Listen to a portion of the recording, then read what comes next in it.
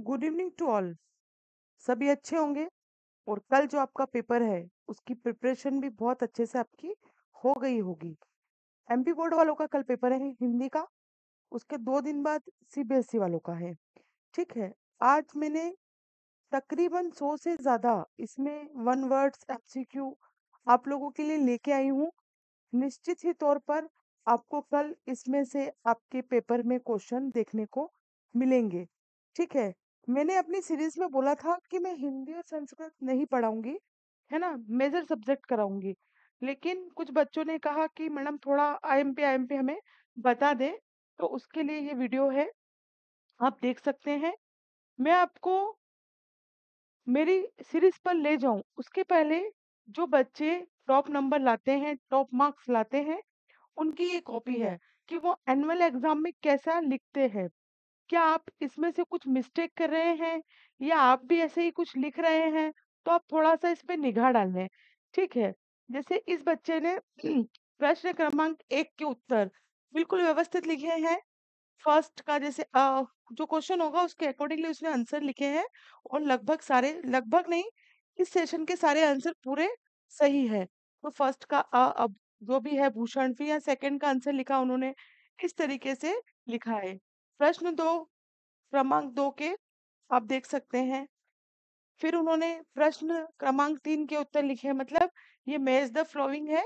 और इधर जैसे रामायणी आपकी कौन सी है, जयशंकर प्रसाद की। मानवीय क्रियाओं का आरोप, मानवीकरण, गद्य की प्रमुख विधाएं, निबंध, है ना, लखनवी अंदाज यशपाल जी का, अंधे की लाठी, एकमात्र सहारा, मैं क्यों लिखता हूँ, यह गे है, नहीं पता किसने लिखा। प्रश्न क्रमांक 4 के उत्तर में केशों से काले धुंधलाले बाल, मतलब सिस्टम समझ रहे हो उनके लिखने का। इस तरीके से अगर आप लिखते हैं तो कोई प्रॉब्लम नहीं। लेकिन अगर कुछ हम त्रुटि कर रहे हैं तो देखो बेटा, सीखने में कोई दिक्कत नहीं है, आप देख सकते हैं। इसलिए मैंने इस बच्चे की कॉपी नेट से अभी निकाली है। ठीक है। अब जैसे प्रश्न क्रमांक 6 का उत्तर है ये, तो उसमें और में होगा अथवा में, तो उसने अथवा वाला लिखा है तो यहाँ अथवा लिखा है। ठीक है। इस तरीके से बच्चे ने क्या करा है, पूरा लिखा है। और देखो कहीं, मतलब कॉपी देखिए आप, कहीं हिंदी जैसे विषय में भी मिस्टेक नहीं दिख रही है। देखो आप, कहीं गोला लगा हुआ दिख रहा है आप लोगों को, कहीं पर भी गोला लगा हुआ नहीं दिख रहा है। ना के बराबर मिस्टेक किया है इस बच्चे ने। देखो पूरी कॉपी में देखिए आप। नहीं तो हिंदी तो क्या, इंग्लिश मीडियम में थोड़ी सी टफ ही पड़ती है, बट देखो आप, काटपीट है ये मानती हूँ, लेकिन लिखा सही साट है बच्चे ने। देखिए कहीं पर भी आप देखिए गोला लगा हुआ आपको नहीं दिख रहा है। ये कॉपी इसीलिए मैं आपको दिखा रही हूँ कि बच्चे ऐसा भी करते हैं जैसा आप नहीं करते, जो आपकी सोच से परे है। बच्चे सोचते हैं कि ये हिंदी में कोई पूरे नंबर आते, देखो ना आपके सामने उदाहरण है इस बच्चे का। पूरा सही साट इन्होंने लिखा है, कहीं भी जरा सा भी गोला हुआ लिखा हुआ नहीं हम पा रहे हैं। देखिए ऐसे बहुत सारे बच्चे हैं। टॉप 10 बच्चों की कॉपीज रहती है, आप देख सकते हैं नेट पर डालकर। आप भी अपनी कॉपी मंगवा सकते हैं, अभी नहीं, चेक होने के बाद, रिजल्ट आने के बाद। ये देखिए बहुत बढ़िया, मतलब इस बच्चे ने बहुत ही अच्छा लिखा है। और कहीं पर भी आप देखेंगे तो मिस्टेक देखने को नहीं मिल रही है।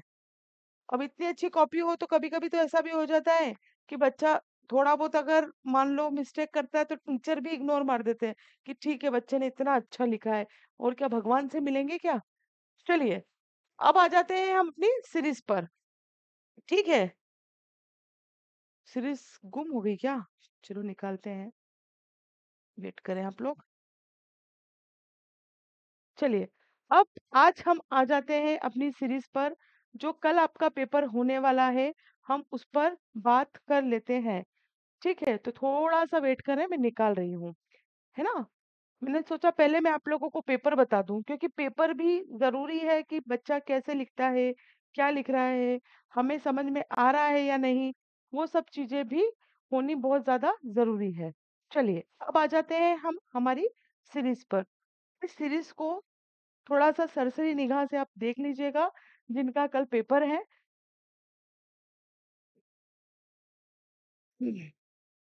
चलिए, हिंदी विषय की महत्वपूर्ण सीरीज है जो 27 फरवरी को पेपर हो रहा है आप लोगों का, उसकी। ठीक है, ये मैं हूँ, बाकी ये पढ़ सकते हैं। आ जाते हैं बिना टाइम, मुझे मालूम है आपका समय बहुत ज्यादा इम्पोर्टेंट है, इसलिए मैं इम्पोर्टेंट चीज ही आपको कराऊंगी। अगर आपको आता है तो आप रिवीजन कर लीजिए, और नहीं आता तो आप इसको सीख लीजिए। ठीक है, पहला क्वेश्चन है, उद्धव ने गोपियों को किसको संदेश किसका संदेश दिया है? उद्धव ने गोपियों को किस चीज का संदेश दिया है? तो वो संदेश किसका दिया है? योग का। सीता के विवाह की स्वयंवर में रखी शर्त क्या थी? कि जो भी सीता जी से विवाह करेगा उसको शिव धनुष को तोड़ना होगा। ये तो आपने देखा भी होगा सीरियल वगैरह में, है ना, रामायण आती है उसके अंदर। फिर जीवन का समग्र चित्रण किसमें होता है? तो महाकाव्य में होता है। सहस्त्रबाहु की शत्रुता किनसे थी? क्षत्रियों से। ब्रज दूल्हा किसे कहा गया है? ब्रज दूल्हा किसे कहा गया है? तो वो कृष्ण को कहा गया है। एकांकी में कितने अंक होते हैं? 1 अंक होते हैं। देखते चलिए आप लोग इसको। वीडियो अच्छा लग रहा है तो लाइक कर दीजिए। वाच्य कितने प्रकार के होते हैं? तो ये 3 प्रकार के होते हैं। सांप के डर से घबराए भोलानाथ कहाँ जाकर छिपे? तो वो माँ के आंचल में। प्रयोगवाद के जनक कौन है? जयशंकर प्रसाद। श्रृंगार रस का स्थायी भाव क्या होता है? रति होता है ना। श्रृंगार रस का रस जो 10वें नंबर का रस जो है वो क्या है? वात्सल्य है। अगर क्वेश्चन आता है कि वात्सल्य को छोड़कर रसों की संख्या कितनी है, तो आप लोग 9 लिखेंगे। और रसों की संख्या पूछी जाए तो आप पूरा लिखेंगे कि वैसे तो 9 है, बट वात्सल्य को अगर हम जोड़ते हैं तो 10 हो जाती है। डायरेक्ट नहीं लिखेंगे, है ना। तो एक बार फिर से निगाह मान लेते हैं। उद्धव ने गोपियों को किसका संदेश दिया है? योग का। सीता के विवाह की स्वयंवर में शर्त रखी गई थी कि शिव धनुष को तोड़ना है। जीवन का समग्र चित्रण किसमें होता है? महाकाव्य में होता है। सहस्त्रबाहु की शत्रुता थी क्षत्रियों से। ब्रज दूल्हा किसे कहा गया है? कृष्ण को। एकांकी में कितने अंक होते हैं? 1 अंक। वाच्य कितने प्रकार के होते हैं? 3 प्रकार के होते हैं। सांप के डर से घबराए भोलानाथ कहाँ जाकर छिपे? माँ के आंचल में। प्रयोगवाद के जनक जयशंकर प्रसाद। श्रृंगार रस का स्थायी भाव रति। चलिए चलते हैं नेक्स्ट पर।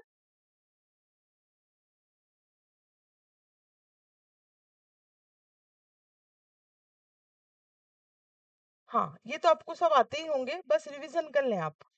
और जिन्हें नहीं पढ़ा है वो पढ़ ले थोड़ा सा मेरे साथ। बाकी तो क्या है, सब समझदार हो आप लोग। काव्य की शोभा बढ़ाने वाले धर्म कहलाते हैं, क्या कहलाते हैं? अलंकार। बाल गोविंद या भगत कौन से पद गाया करते थे? तो बाल गोविंद किसके पद गाया करते थे? कबीर जी के।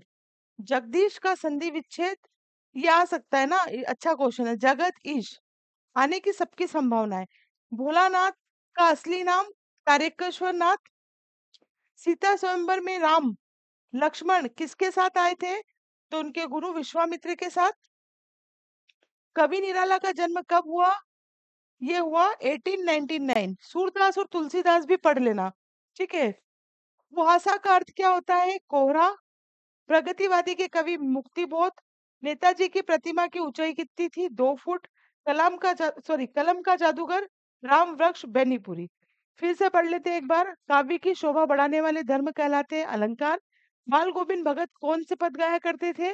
कबीर के। जगदीश का संधि विच्छेद, जगत धन ईश। भोलानाथ का असली नाम तारकेश्वर नाथ। सीता स्वयंवर में राम लक्ष्मण किसके साथ आए थे? विश्वामित्र के साथ। कवि निराला का जन्म हुआ था सन 1899। कुहासा का अर्थ कोहरा। प्रगतिवादी कवि मुक्तिबोध। नेताजी की प्रतिमा की ऊंचाई 2 फुट। कलम का जादूगर राम वृक्ष बेनीपुरी। चलिए, सूरदास के गुरु कौन थे? आप लोगों को पता है सूरदास के गुरु कौन थे? वल्लभाचार्य। सूरदास के गुरु वल्लभाचार्य। 21 नंबर पे आ गए हम। दोहा छंद की प्रथम एवं तृतीय पंक्ति में कितनी मात्राएं होती है? तो ये होती है 13-13। रस के कितने अंग होते हैं? तो रस के 4 अंग होते हैं। आधुनिक हिंदी कविता का प्रारंभ किस संवत से माना जाता है? तो 1900। अर्थ की दृष्टि से वाक्य कितने प्रकार के होते हैं? अर्थ की दृष्टि से वाक्य 8 प्रकार के होते हैं। छंद के कितने प्रकार होते हैं? 2। रीतिकालीन काव्य की प्रमुख विशेषता है। क्या है रीतिकालीन काव्य की प्रमुख विशेषता? श्रृंगार का वर्णन हुआ है यहाँ। आत्मकथा के कवि जयशंकर प्रसाद। ठीक है। हिंदी का सर्वाधिक लोकप्रिय महाकाव्य कौन सा है? हिंदी का सर्वाधिक जो महाकाव्य है, प्रिय काव्य जो है वो है रामचरितमानस, है ना। चलिए आगे चलते हैं अपन।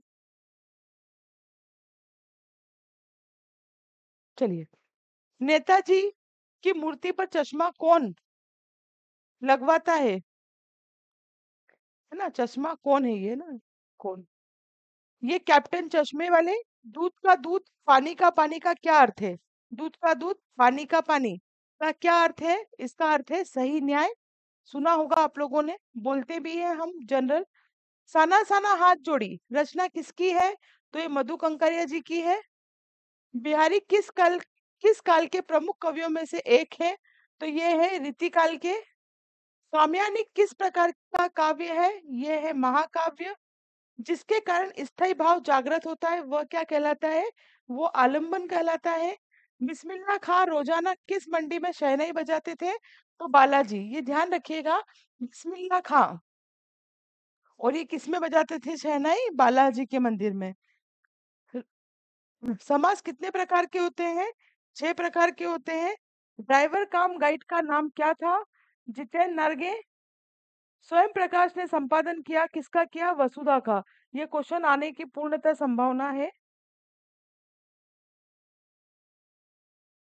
लय तुक यति गति मात्रा। लय तुक यति गति मात्रा और चरण से बनी रचना को क्या कहते हैं? तो इस रचना को हम छंद कहते हैं। लखनवी अंदाज पाठ की विधा कैसी कहानी है? तो ये व्यंग्यात्मक कहानी है। जिस समास में पहला पद विशेषण और दूसरा विशेष्य होता है उसे कौन सा समास कहते हैं? तो उसे हम कर्मधारय समास कहते हैं। मेरा अनुरोध है आपसे, निवेदन है कि वीडियो छोटा ही रहेगा। आप 2 से 3 बार इसे देख लीजिएगा, सोते समय देख लीजिएगा भले ही।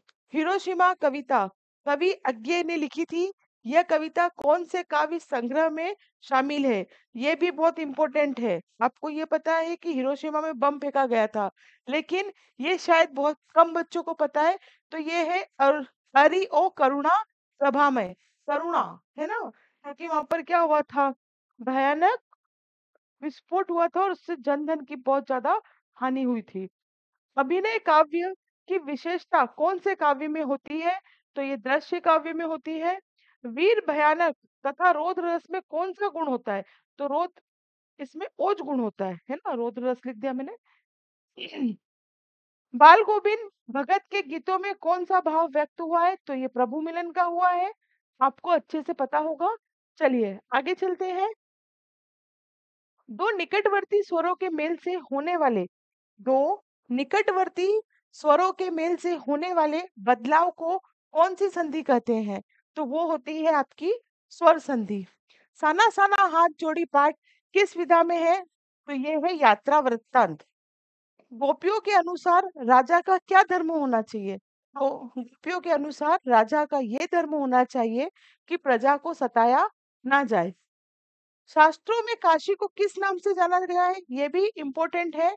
आनंद कानन। आनंद कानन से शास्त्रों में काशी के नाम को जाना गया है। वाक्य महाराणा प्रताप शेर थे। ये वाक्य कि महाराणा प्रताप शेर थे में निहित शब्द शक्ति का नाम उपमा। सूर सागर के रचनाकार पता है आपको? सूरदास। प्रवंचना का शाब्दिक अर्थ होता है धोखा, है ना। प्रवंचना देना, धोखा देना, इसका ये शाब्दिक अर्थ है। चलिए, करुण रस का रस पढ़ लेना बेटा, सब वात्सल्य का, है ना। सारे रस के स्थायी भाव, वीर रस, ऐसे सारे श्रृंगार रस, ये सब पढ़ लेना, इनके स्थायी भाव।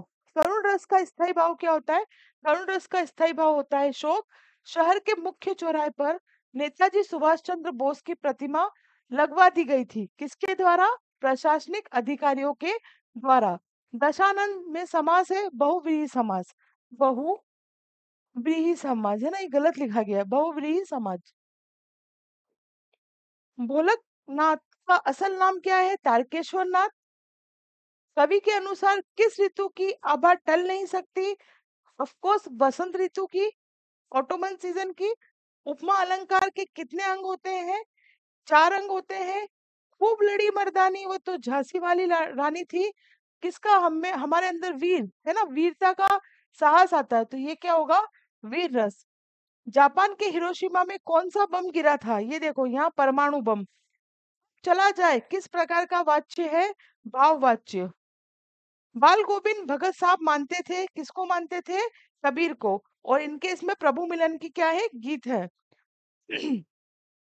वह धीरे धीरे चलने लगा, इस वाक्य में क्रिया विश्लेषण का भेद कौन सा है? वह धीरे धीरे चलने लगा, क्रिया विशेषण जो है रीतिवाचक। बालक तारकेश्वर नाथ को उसके पिता किसका टीका लगाते थे? बभूत का टीका लगाते थे। तुलसीदास की रचना विनय पत्रिका। रचनाएं पढ़ लेना, ये तो ऑप्शन में दी थी, उसमें से कौन सी है ये? विनय पत्रिका। 10वें रस का नाम वात्सल्य, भी बताया था मैंने आपको। एक अनार 100 बीमार आ सकता है। वस्तु की पूर्ति कम, कामनी है कब, और मांग उसकी अधिक होना। चलिए, भोले भोलेनाथ के पिताजी गंगा में आटे की कितनी गोलियां प्रवाहित करते थे? तो 500। कवि निराला ने बादलों की तुलना किससे की है? तो वो की है बाल कल्पना से। रस के कितने अंग हैं? 4 अंग हैं। गद्य की कोई 3 गौण विधाएं बताना है आपको। गद्य की, तो संस्मरण, रिपोर्टाज एवं डायरी। चलिए नेक्स्ट पे चलते हैं। समास के अभी मैंने बताया था, क्वेश्चन रिपीट है। समास के 6 भेद होते हैं। कुहासा का अर्थ कोहरा होता है, दोनों बता चुकी हूँ। प्रगतिवादी के कवि कौन है? आपके मुक्तिबोध। कवि निराला का जन्म सन 1899 है ना। में ही रही कविता किस बात को प्रकट करती है? तो उक्त कविता फाल्गुन के महीने में प्रकृति की सुंदरता को प्रकट करती है। इस टाइप के क्वेश्चन भी देखने को मिलते हैं। कवि नागार्जुन का मूल नाम वैद्यनाथ। निराला रचनावली में कितने खंड है? 8 खंड। रामचरितमानस का मुख्य छंद चौपाई। विनय पत्रिका की रचना किस भाषा में हुई? ये ब्रज भाषा में हुई। कामयानी किसकी रचना है? तो ये हमारे जयशंकर जी प्रसाद की। अब सत्य असत्य को आपको बताना है, छांटना है। सूरदास वल्लभाचार्य जी के शिष्य थे, सही बात है, अभी हमने एमसीक्यू में भी पढ़ा।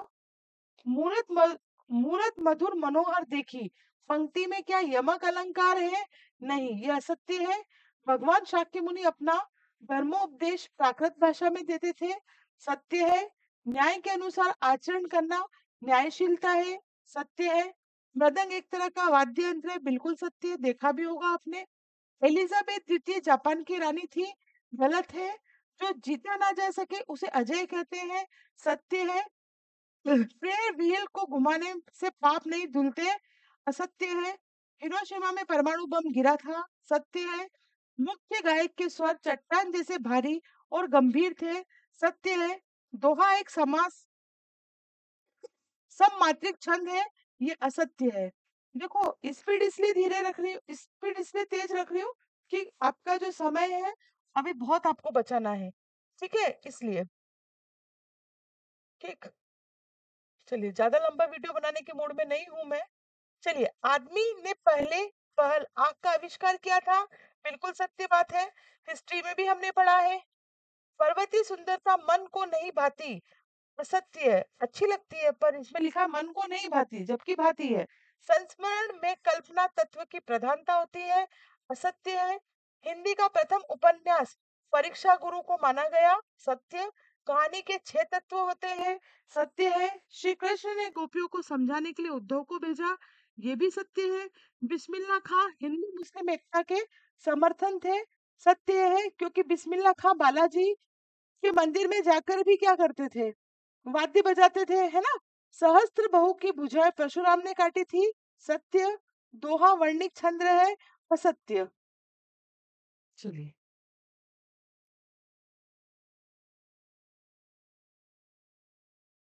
लास्ट पड़ाव की ओर। सही विकल्प आपको इसमें बताना है। क्वेश्चन में सही विकल्प था, मतलब ऊपर नीचे दिया था, मैंने इसके सामने ही सही लिख दिया है। संस्कृति, बदंग आनंद, कौशल्यान, कन्यादान, ऋतुराज। मैं क्या लिखता हूँ, ये अज्ञेय है ना, इसको कोई जान नहीं सका। अधिक बोलने वाला वाचल होता है, वाचाल होता है। 16-16 मात्राएं, चौपाई छंद। नाच न जाने आंगन टेढ़ा, ये लोकोक्ति है। गद्य की प्रमुख विधाएं, निबंध। लख लखनवी अंदाज, यशपाल जी का लिखा है। अंधे ये आएगा लखनवी अंदाज किसी भी रूप में आए। अंधे की लाठी, एकमात्र सहारा, कामयानी, जयशंकर प्रसाद, ये भी बहुत बार पूछा गया है, कामयानी भी। उसके बाद मानवीय क्रियाओं का आरोप, मानवीकरण, ठीक है। देन लास्ट, शिव पूजन सहाय, शिव पूजन सहाय, माता का अंचल, राम वृक्ष बेनीपुरी, मुजफ्फरपुर, मैथिली शरण गुप्त, पंचवटी, रिसाई, क्रोध करना, चौपाई, 16, एक अंक एकांकी, ठीक है। तो इसे आप पढ़ लीजिएगा, एक 20 मिनट का ही बनाए वीडियो, 2-3 बार आप इसको देख लीजिएगा। 2-4 मिनट जो आगे के हैं जिसमें कॉपी दी दिखाई मैंने, उसको स्किप कर दीजिएगा, इसको देख लीजिएगा अच्छे से। सुनने से बातें बहुत अच्छे से दिमाग में रहती है। बाकी आप लोगों की इच्छा।